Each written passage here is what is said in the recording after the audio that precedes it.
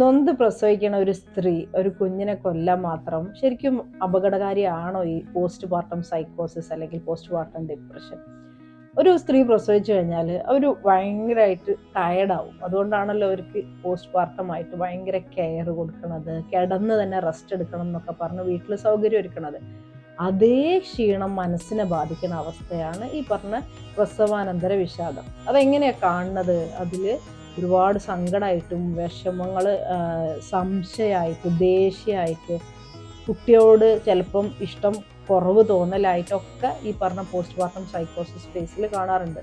മുൻപേ തന്നെ മാനസികാരോഗ്യ അസ്വസ്ഥതകൾ ഉള്ളവർക്ക് ഇങ്ങനൊരു സമയം വരുമ്പോൾ മാനസികാരോഗ്യ അസ്വസ്ഥത കൂടുന്നതും കാണാറുണ്ട്. ഇതിപ്പം നടുവേദനയുള്ള ഒരാൾക്ക് പ്രസവം കഴിഞ്ഞാൽ നടുവേദന കൂടുന്ന പോലെ തന്നെ മാനസികാരോഗ്യ ബുദ്ധിമുട്ടുകൾ പ്രസവത്തിന് മുൻപുള്ളവർക്ക് ഇത് വീണ്ടും കൂടാൻ സാധ്യതയുണ്ട്.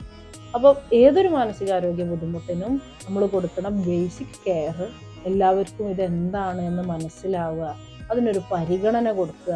ഇവർ ഒരുപാട് വിഷമങ്ങൾ പറയുമ്പോൾ അതൊന്ന് കേട്ടിരിക്കുക. അത്യാവശ്യമാണെന്ന് വെച്ചാൽ കൗൺസിലിങ്ങിനും സൈക്കോളജിസ്റ്റിനെയും, അതിനും അത്യാവശ്യമാണെന്ന് വെച്ചാൽ സൈക്യാട്രിസ്റ്റിനെ കാണിച്ച് മെഡിസിനൊക്കെ കൊടുക്കുക എന്നുള്ളതാണ് ഇതിന് ചെയ്യാനുള്ളത്.